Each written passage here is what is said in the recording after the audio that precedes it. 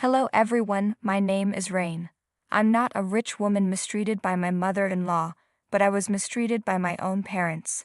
This story is about my useless husband, Charlie, and how my parents supported him more than they ever supported me.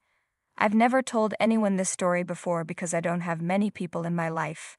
I met Charlie about 6 years ago on a dating website. He had a decent job and seemed like a good guy. Charlie wasn't some knight in shining armor, but he was definitely a good boyfriend.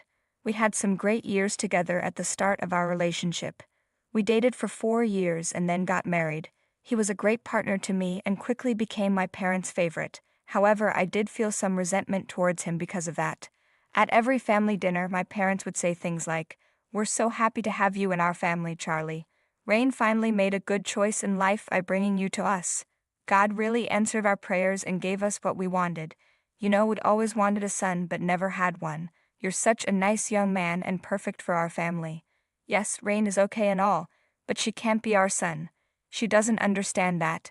Rain has always been a little selfish and greedy for attention. We're glad you stuck with her despite her flaws." They were right. I was selfish and greedy for affection. My parents always wanted a son and couldn't have one. They even tried for a bit after having me, but it wasn't possible. It made them resent me throughout my life. When I was young, I couldn't understand why they neglected me and favored other children if they were boys. They always complained about me and how they missed out on having a son. As I grew up, I was determined to prove to them that I could be just as good as a son. I got great grades, went to college, and got a good job. I even sent them monthly allowances so they wouldn't have to work anymore. Still, they never appreciated me. Charlie did nothing for them, but they loved him more than me. I tried to push aside my resentment because I was happy that my parents finally approved of one choice I made. Charlie also enjoyed the attention he got from my parents. His own parents had disowned him, and I didn't know why. None of his relatives even came to our wedding. Slowly, I started to understand why almost everyone in his life cut him off. He was a thief. I wish I were exaggerating, but I'm not. At first, it started off as him being lazy. One day, he suddenly took a lower-paying job because he didn't want to work long hours anymore.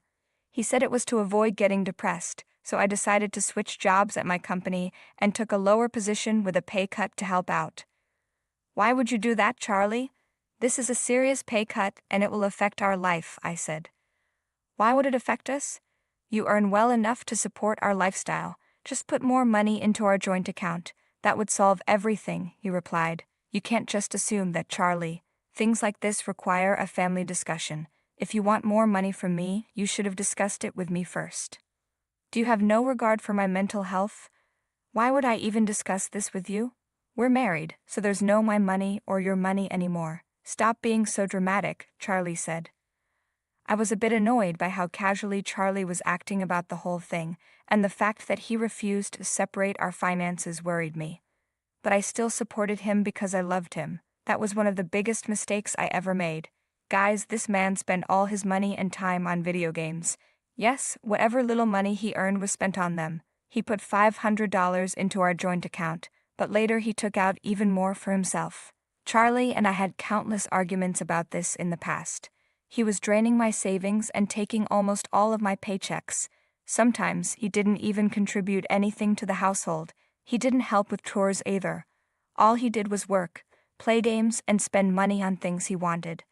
I was getting sick and tired of being financially taken advantage of. No amount of talking ever helped. Instead, he always turned things around on me and yelled at me. My parents also took his side. They said, "Rain, why is your husband calling us, saying that you are financially abusing him? This is very unlike you, Rain. You better explain yourself." "Dad, I'm not financially abusing him. In fact, it's the opposite. He's been draining my savings and making me pay for 90% of our household expenses." "So what, Rain? People need to spend money on their family after marriage. It's shameful how you don't let Charlie use your credit card. You're punishing him for not having a fancy job like you. How did you become so greedy?" "Mom, he's misused my credit cards before. That's why I don't let him use them anymore. I can't risk our future knowing he has no control over his spending." But my parents still took Charlie's side. That made me even angrier. I knew he was using my parents to make me give him all my money. Little by little, all the love I had for him faded away. But one day, things reached a breaking point. I discovered that he had taken $20,000 from my personal account without permission. What did he spend it on? A new gaming PC and accessories. I was furious. I tried to get the charges canceled, but it didn't work. So, as a last resort, I decided to report it to the police. Charlie was furious when they came to arrest him that day. I was determined that my marriage had to end. I needed to get out. What I didn't realize was that I would lose more than just Charlie because of my decision. I texted my parents to tell them what happened. I didn't want them to hear about it from someone else, so I told them that night. They saw the messages but didn't reply. I was a little worried about their silence, but I was too exhausted to think about it, so I went to sleep. The next morning, I woke up and saw a text from Charlie. He said, "Hey wife, I'm already out of jail. Are you surprised? Well, I am too. I never thought your parents would be the ones to bail me out." "What? My parents bailed you out? That's impossible. They would never do that to me. You're wrong, Rain. One call from me, and your parents were eager to help me out. They even cursed you out while they were at the police station. I must say, they're very disappointed in you." Hearing those words made my stomach turn. I didn't want to believe that my parents would do something like this. I rushed over to their house to get answers. I had no idea why they had bailed Charlie out. I had tried to keep them as uninvolved as possible. But they still managed to talk to Charlie and pay for his bail. I was getting really angry thinking about what they did. I walked into my parents' house and said, "Mom, Dad, please don't tell me you bailed Charlie out. Don't tell me what I heard is true. I can't believe you could do something like this, Rain. We raised you better than that. You're just punishing Charlie because he didn't listen to you. After marriage, he has every right to use your credit card. All your money is his money too. He did nothing wrong," my dad said. "Dad, he stole from me. He took $20,000 from my accounts, and this was after he had already emptied our joint account in the past. When does it stop?" I replied. "We know you've been financially controlling towards him, Rain. It's not right to shame your own husband for spending money. You were a bad wife to him. Charlie told us how you refused to put more money into your joint account. Spouses shouldn't hide their money from each other." "Charlie doesn't hide anything from you," Dad insisted. "Charlie didn't hide money because he had nothing to hide. After every paycheck, he had no money left. He barely contributed anything to our household expenses." "Oh my God, are you shaming a man for earning less than you? What can poor Charlie do when he earns so little? I can't believe what a greedy and selfish brat you've become," Dad said angrily. No matter what I said, my parents still supported Charlie. I should have seen this coming. They'd always preferred him because he was a man. Charlie filled that gap in their hearts from not having a son. Having a good and successful daughter wasn't enough for them. Still, I thought they wouldn't choose any man over their own child. I was wrong. My parents were completely hopeless. Their words hurt me when they blamed me. I was disappointed and sad, but I wasn't ready for what they said next. "Rain, you have truly turned into a horrible woman. We're ashamed of what you've become. We can't be associated with such a selfish daughter like you, so your father and I have made some decisions. We've invited Charlie over to our house. He'll be staying with us until you come to your senses. We'll pay for his lawyer fees and everything. You'd better drop the case and take him back, or we'll disown you. You're going to house the man who stole from me and financially abused me for years? Are you really going to disown me over this? You can't be serious." "We are dead serious, Rain. It's time we taught you a lesson. Just because you're financially independent doesn't mean you can do whatever you want. Charlie has been such a good son-in-law to us. It's time we stand up for him and help him out in this tough time. He's already like a son to us, so we'll let him stay with us until you realize your mistake." Nothing could have prepared me for this.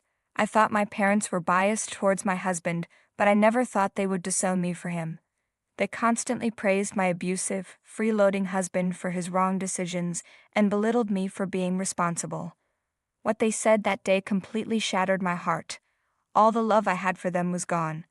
I realized that all my life I had been loving the wrong people, but I wasn't going to let them take advantage of me anymore, so I said, "Fine then, have him in this house. But if he comes to live here, I will stop sending you money. I won't pay you a cent, so you can go and spend it on my loser husband. We expected that from you, Rain. We already know what a selfish person you are. You don't have to send us money. We can take care of ourselves. It's just like you to threaten us with money. Listen to me, Rain, you can't use your money to control us. The money you earn has made you proud. We'll show you what a mistake you've made by using your money to manipulate people.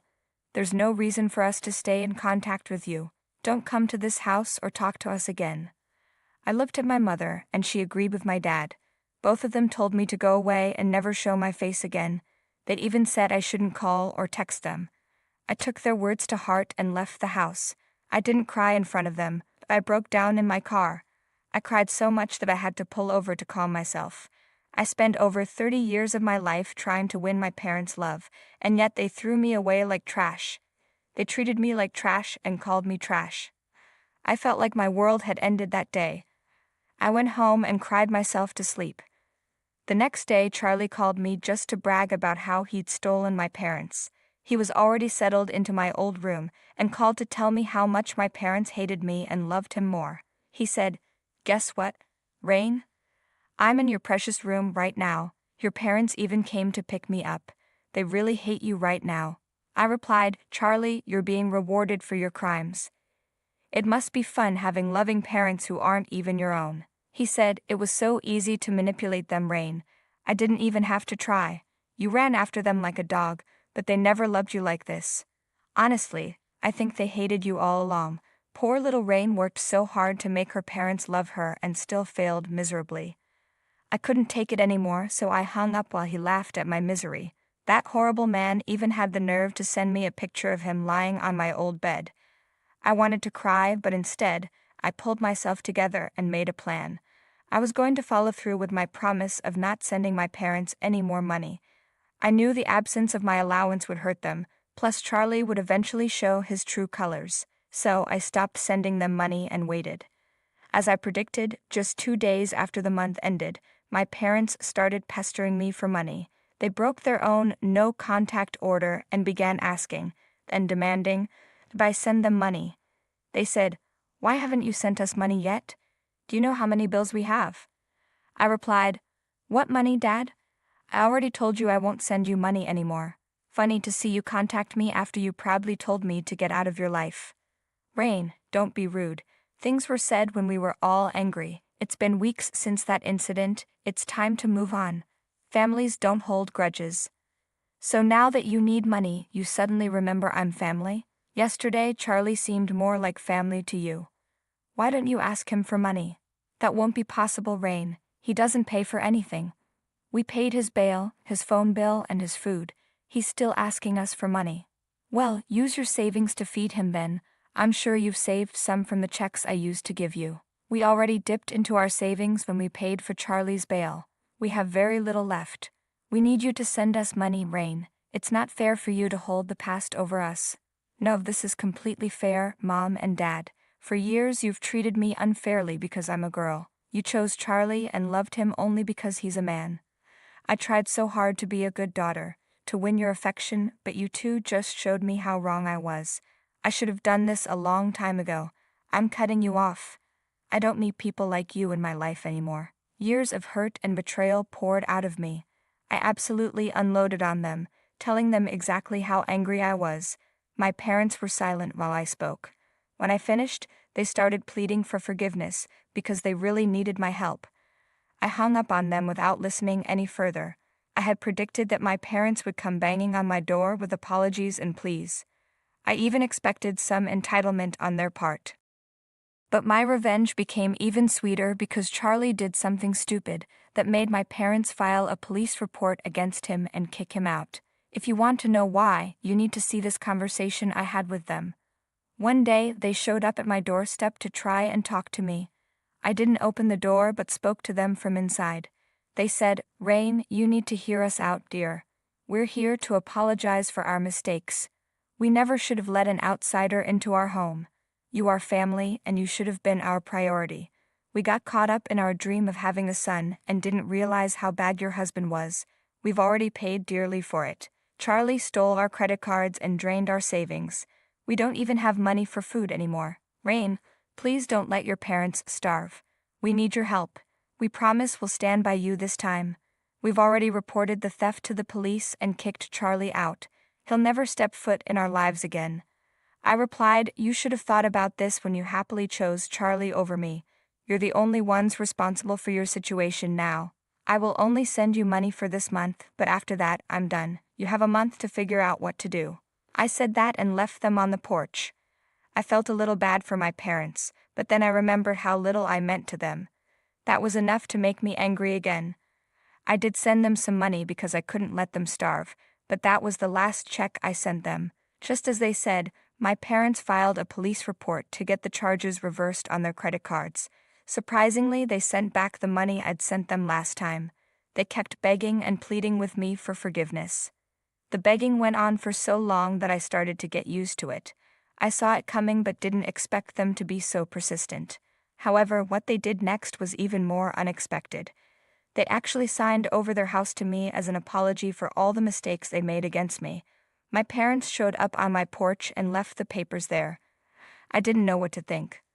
Apparently, they also got jobs so that I wouldn't have to spend my money on them anymore. I returned the papers and haven't contacted them yet. As for my husband, well, he's my ex-husband now. Yes, I filed for divorce and got him sent to prison for fraud. With a double case against him, Charlie's chances of avoiding jail were slim.